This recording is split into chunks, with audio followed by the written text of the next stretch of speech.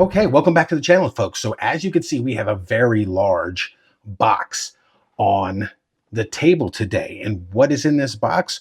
Well, this is a Military Armament Corporation JSOC 1911. So let's just open the box and see what we're working with here. So what is Military Armament Corporation? So as you can see, you get a cool little gun rug. That's a logo with their Military Armament Corporation on it. You get a matching serialized knife, Zippo, and the pistol. And there were only 500 of these made, so they are numbered. This one happens to be, let's take it out, because obviously I took it out of the box. This one happens to be number 97 of 500. And as you can see, the lighter matches it, and the knife matches it. Number 97, Military Armament Corporation. It says it right there on the sheath, Military Armament Corporation, Knoxville, Tennessee. Well, this pistol is made by Tisas in Turkey, and you know what a fan I am of Tisas. So once I found out about this revived company, and we'll go into explaining that a little bit, I just wanted to get the box open so you guys could see what comes in the box. What's up here is in the standard like Tisas box. You get your lock, as you can hear, the plastic, you get your brushes and all that kind of jazz. But as you can see, you get an extra magazine, chamber flag, bushing barrel wrench. And if I didn't show you before, it is, Tisas. So Tisas made this for the Military Armament Corporation. So what is the Military Armament Corporation? What is MAC? Well, it's not the Military Arms channel that Tim runs over on YouTube, which is pretty cool. And it's not the MAC Metro Arms Corporation, which is part of the Arms Corps type of 1911. So it's not Metro Arms, and it's not the Military Arms channel. This is the Military Armament Corporation, and we'll show you right there, Military Armament Corporation. What this is the MAC 10 machine guns. They revive the name. So what happens often is a company will go out of business and somebody else will be able to buy their name. It's happened many times in the firearms industry. The three other ones I can think of are Iver Johnson. The Iver Johnson of new is not the Iver Johnson of old that used to make weapons during World War II. Springfield Armory is actually one. Springfield Armory was a government arsenal. And then when they shut that down, the name became out in the market and they could buy it. So the modern day Springfield Armory bought the name. And another one is Savage. So Savage actually went out of business. Somebody else bought the name and opened them back up. So that's what has happened here. The Military Armament Corporation was founded by Gordon Ingram, who, if you know the MAC 10s, the M11s, all those over in Georgia and Powder Springs, Gordon Ingram created the MAC 10 submachine gun that you used to see all over the place in 1980s movies with Chuck Norris and all that other stuff. So that's what apparently, I don't know if SDS Imports, their company, Tisas, they're all kind of connected to this Military Armament Corporation. So they put this out. What is this?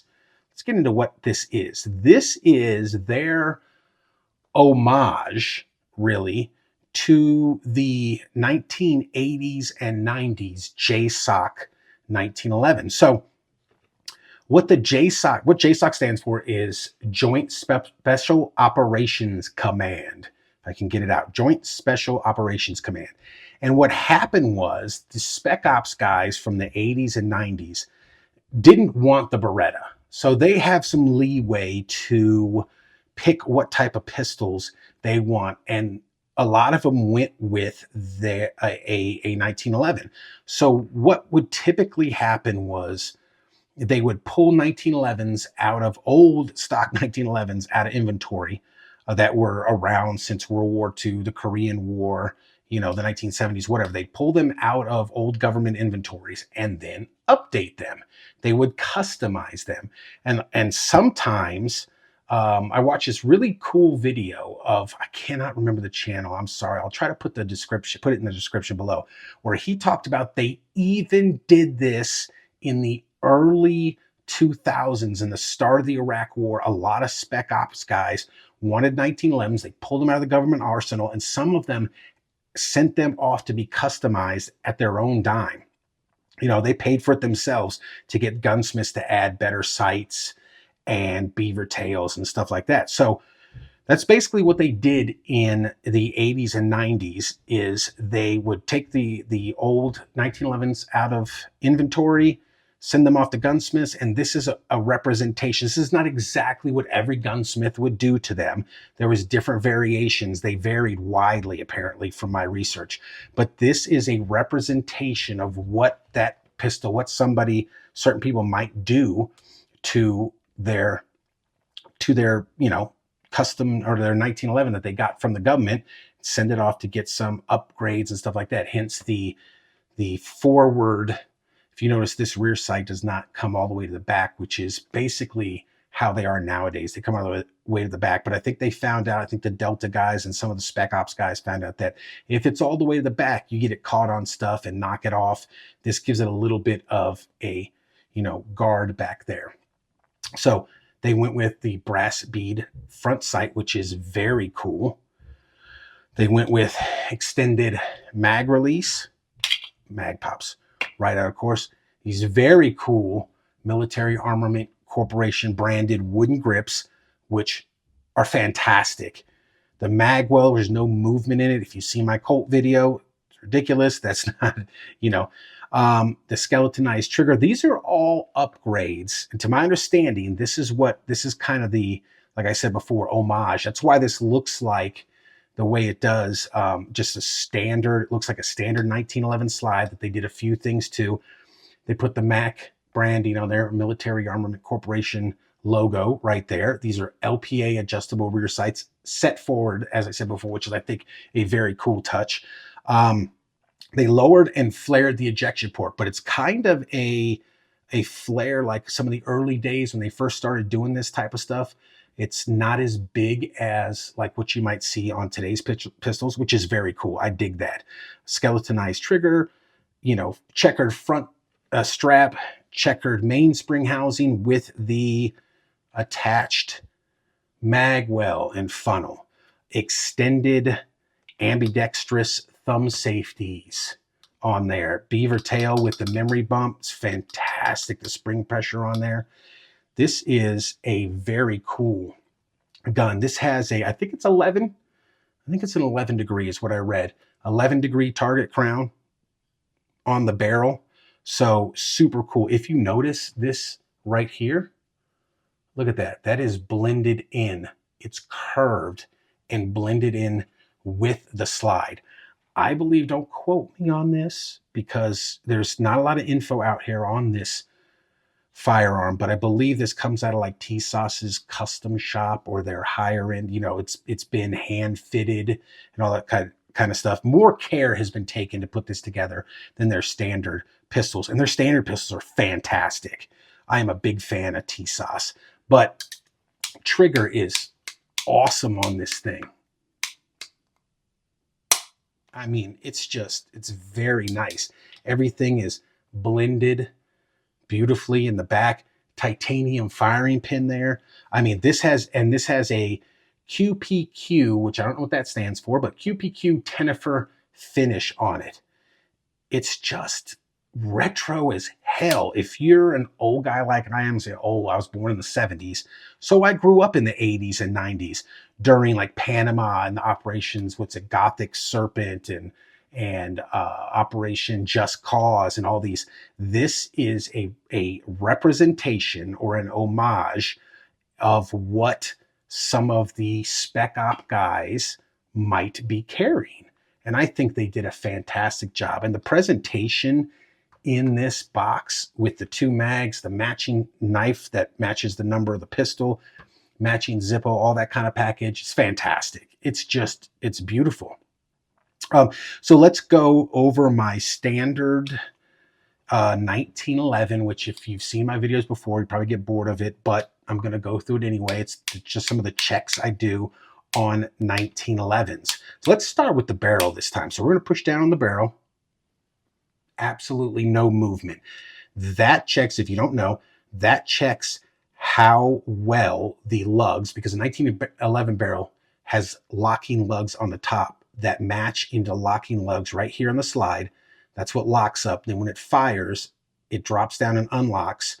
That speaks to the consistency of how well fit the barrel is to the slide, and that adds to accuracy. So you have consistent lockup every time.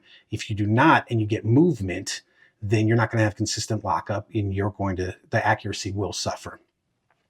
Let's check the thumb safety. Thumb safety is on. Let's check it's very positive. There's no movement down. If you're familiar with my channel, I absolutely hate, one of my pet peeves about 1911s is poorly fit thumb safeties, and how you press down and it'll go click, click, click. And I'll show you some Colts and stuff like that do it. It just absolutely grinds my gears. But this is, now I would like a little bit more spring pressure. I might put a Wilson Combat heavy duty plunger spring there. I do that with almost all my 1911s.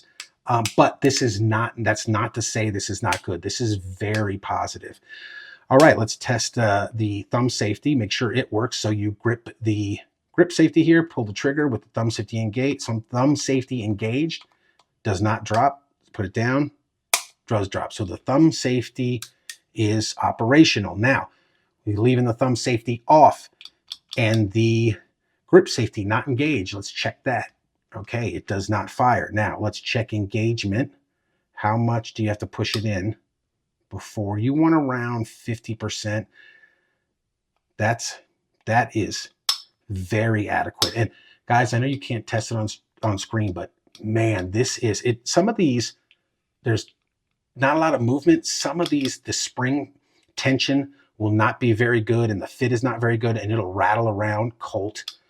This is very positive, very fantastic. So you get about halfway before, but it does work.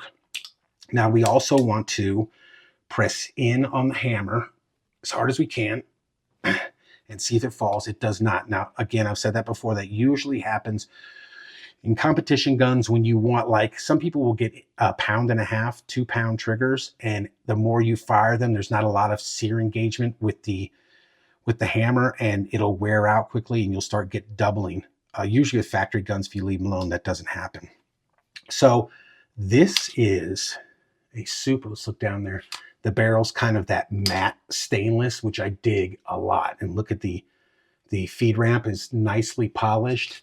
This is a super gun, man. Dig the retro styling of this, man. Are you guys digging this? Is something you're into, or you don't think it's cool? That's okay, because I bought it and I think it's cool.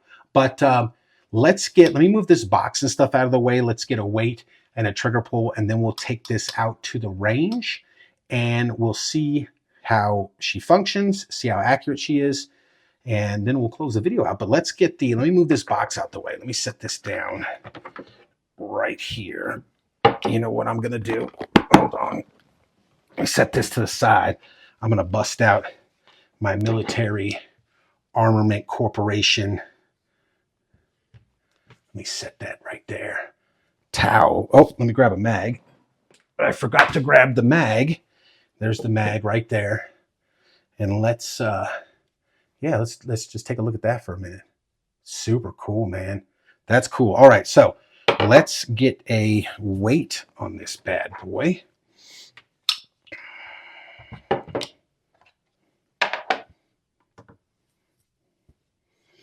See what we're working with here. Let me put the mag in. So it's empty weight with the mag. 40.08. It's pretty standard. That's, what's that? 2.5 pounds. That's pretty much what you're hovering around with a full-size steel 1911 is 2.5 pounds. So let's set this to the side there. Let me get this out of the way.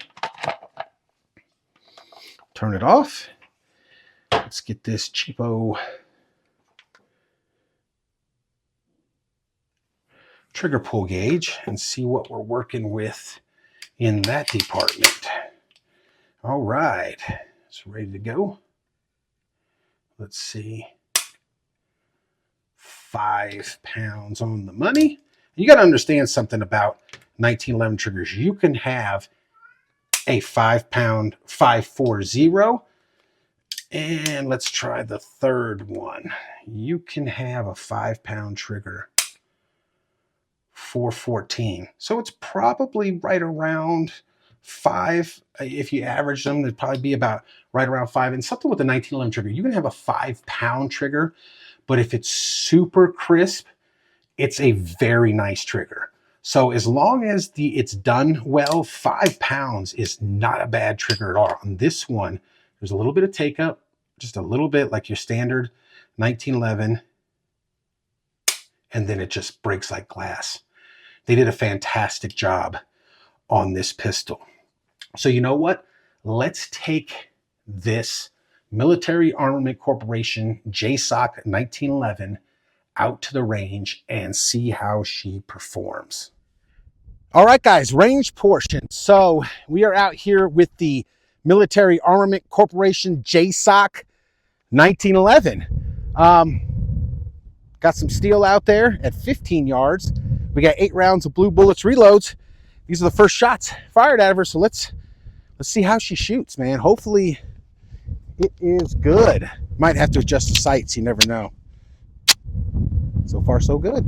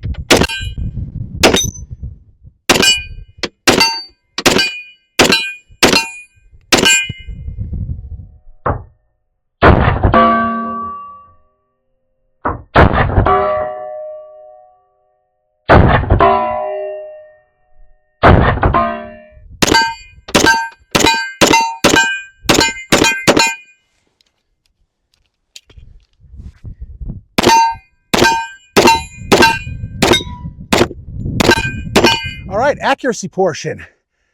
I can't get a shoot and see to stick. It's too cold out here. So I'm just gonna shoot right below. I'm gonna shoot at this sticky right here. See what we can do. I don't know where the gun's hitting. I know it hits steel, but I'm not sure exactly where it's hitting. So ignore that. That was from an HK P30 review. We're gonna shoot this sticky right here because they're stuck on there already. See how she shoots. So let's go back 7 yards and shoot at that paster.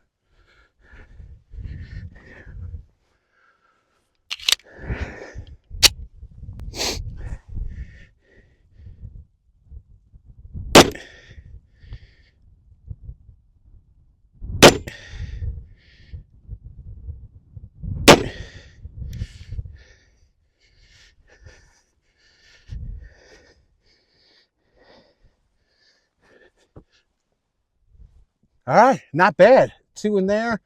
Might have pulled one of those a little bit. That should be a little bit tighter, but the gun could shoot, man. So let's go back and get the final thoughts. Okay, folks, final thoughts on the Military Armament Corporation JSOC 1911. Fantastic. You knew what I was going to say. I was going to say fantastic. This thing is awesome. It shoots like a dream. It looks great. It's retro as hell. So far, it's been reliable. Only first 50 rounds put through it, but it's been reliable. It's beautiful. I mean, and for the price, go check them out, man. Go find them, all the stuff you get and everything. This is a major win. Go get you one, man. These are fantastic. I can't say enough great things about that, especially if you like the retro styling of this pistol. It's awesome. So thanks for watching, guys, and we'll see you next time.